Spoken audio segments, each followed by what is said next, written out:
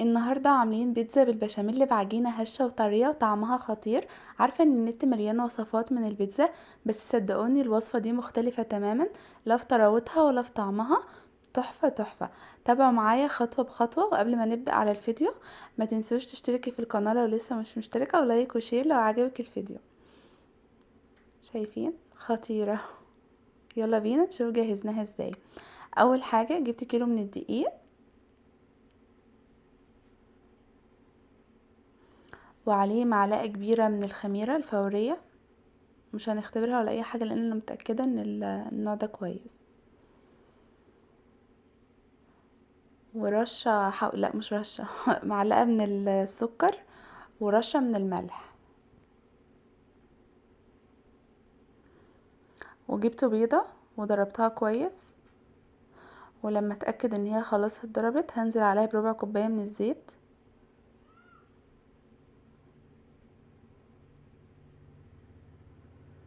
ونضربها تاني كويس.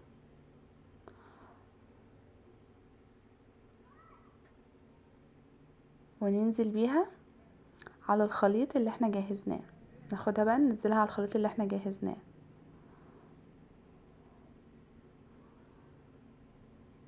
وننزل بكوباية مليانة من اللبن الرايب. بصوا اللبن الرايب ده بخلي المعجنات في حتة تانية، صدقوني خطير. لو مفيش عندك لبن رايب ممكن تجيبي لبن، كوباية لبن، تحط عليها معلقة من الخل او عصرة من الليمونة. ونحاول نقلب المكونات كده كلها مع بعضها.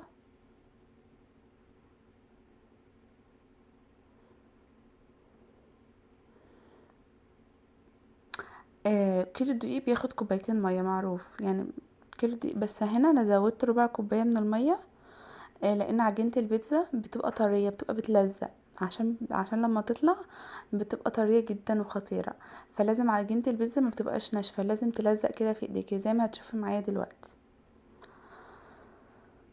نفضل بقى نعجن فيها لما اخدت كمية المية كلها.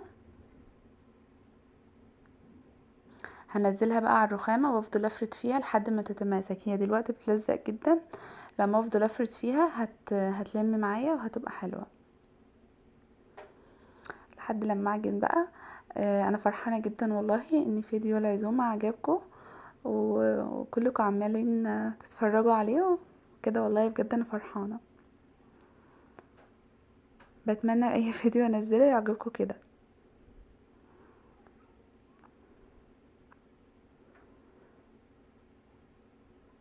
هنا بقى لميتها بشوية كده من الزيت، عشان ايه هي بتفضل تلزق كده، لازم تبقى سايبة خالص متبقاش ناشفة. هنسيبها بقى تختمر لحد ما نجهز الحشو. رشة كده من الدقيق عشان بس ما تلزقش في الغطا اللي احنا بنغطي بيها. ونركنها بقى على جنب تختمر. جبت كوباية من اللبن ومعلقة كبيرة من الدقيق، وقلبهم كويس كده على البارد. ده صوص البشاميل يا جماعة، صوص البشاميل اللي بيحول البيتزا مليون في المية. بصوا قسما بالله بيخليها خطيرة خطيرة خطيرة.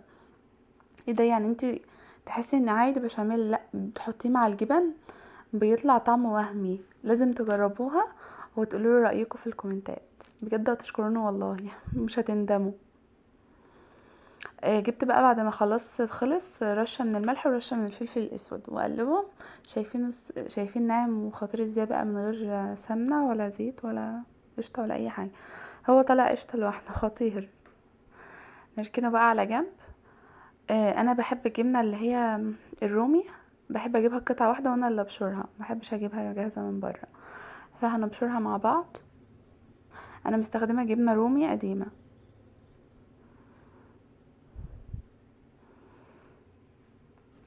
ونجيب جبنه موتزاريلا. انا استخدمت النهارده اللي هي الجبنه دي الاطباء، بجد والله خطيره يعني احلى من فريش والحاجات التانية اللي انا استخدمتها. دي عجبتني جدا، بس انا مش عارفه هي مكتله ليه كده، اللي يعرف يقولي في الكومنتات. ده هي نوعها كده اصلا ولا ده عيب مثلا في التخزين او كده، بكتبولي. والصلصه، مش صلصه كاتشب. كده العجينه تخمرت وتضاعفت كده، خلاص بقى نبتدي بقى نشكلها. لو وصلتوا لحد هنا متنسوش تصلوا على النبي في الكومنتات وتكتبوا له رايكم.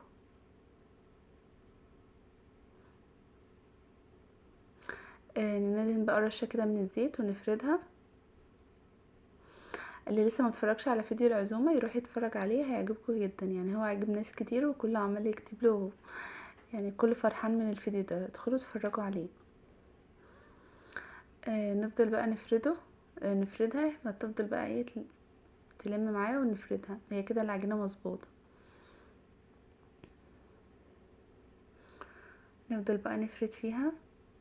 السر بقى اللي بيخلي الجبنة تمط ان احنا ما بندخلهاش الفرن في الاول مع العجينة. يعني شوف انا هعملها ازاي. يعني بصوا، انا بعد ما فضلت افرد فيها واتفردت خلاص كده، خلاص كانت اتفردت معايا كويس. هجيب بقى شوكة وافضل ايه اخرم فيها كده بالتساوي عشان العجينة ما ترتفعش معانا، عشان ما يقلبش العيش يعني. وبعد كده بقى نجيب صوص البشاميل ونفرده عليها وبس كده. مش هحط جبن ولا اي حاجة، انا هحط صوص بس البشاميل. بجد خطير. كل ما افتكر والله جميل جدا. آه بعد بقى لما حطيت البشاميل، انا كنت مشغله الفرن. هدخلها بقى الفرن على اعلى درجة حرارة، والصينية هتبقى تحت خالص. مش هتاخد 7 دقايق، يعني لازم تبقى واقفة جنبها عشان ما تتحرقش. هنا بقى هعمل ميني بيتزا صغننين كده، الاولاد بيفرحوا بيها وكده، وبتبقى حلوة يعني انا بحبها.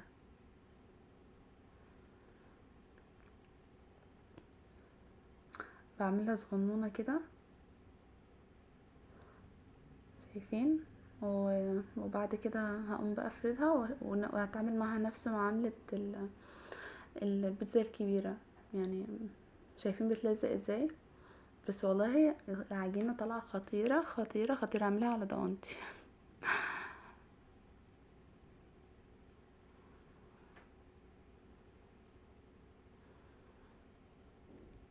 بتمنى بجد تكونوا حابين طريقتي وانكم تقدروا تفهموا مني اي حاجة. هو دايما اصلا الوصفات، يعني انت لو بتعملي اكله مثلا مهما كانت مقاديرها مظبوطه وكده ومش عاملاها بنفسك ما بتطلعش حلوه، سبحان الله. دايما حبي وانت بتعملي اي حاجه حبيها تطلع خطيره. بس نخرمها برضو بالشوكه.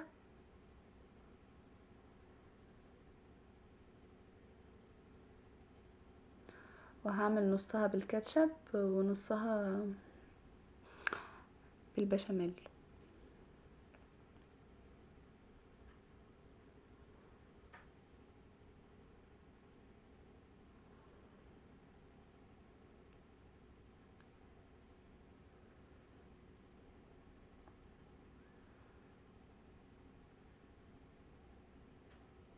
ما تسرحوش، انا بعمل الكاتشب.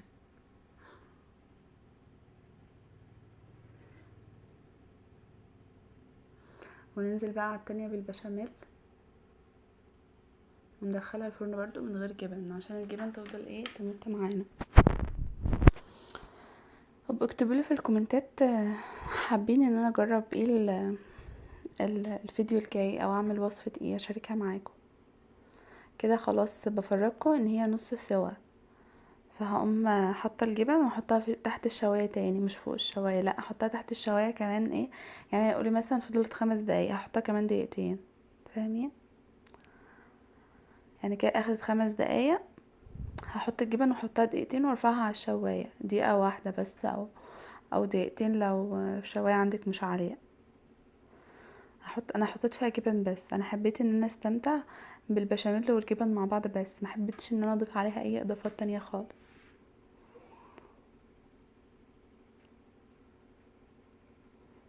شايفين شكلها خطير؟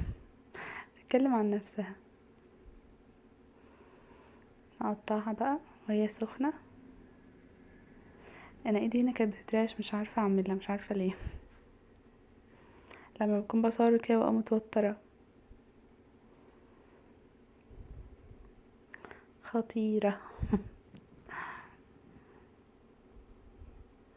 ودي التانية، دي انا كنت عاملاها بالكاتشب، بس ما صورتهاش معاكم. بالكاتشب والبشاميل الاتنين مع بعض. بجربي كده والله هتعجبك بجد، خطير. نطلع بقى الميني.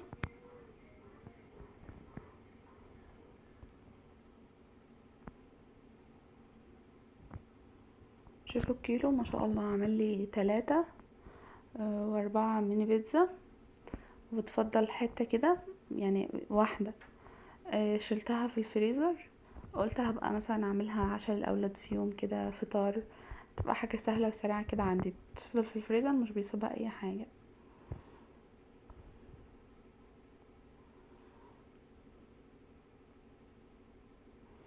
دي تاني واحدة.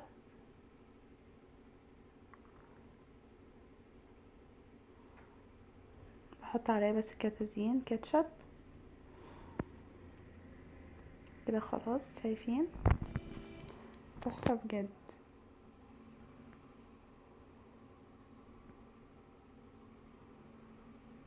شايفين بقى الطراوة والجبنة بتمط، وهي كانت سخنة كانت احلى كمان، بس انا سبتها هدت شوية لان كنت بعمل في الميني لسه ما كانش طلع من الفرن. شايفين؟ تحفة. والميني ده اخد مني لون لان كنت مدبوخة بين ده وده، فاخد من اتحمر شوية، انما هو خطير يعني ما فيش اي حاجة. دي التانية.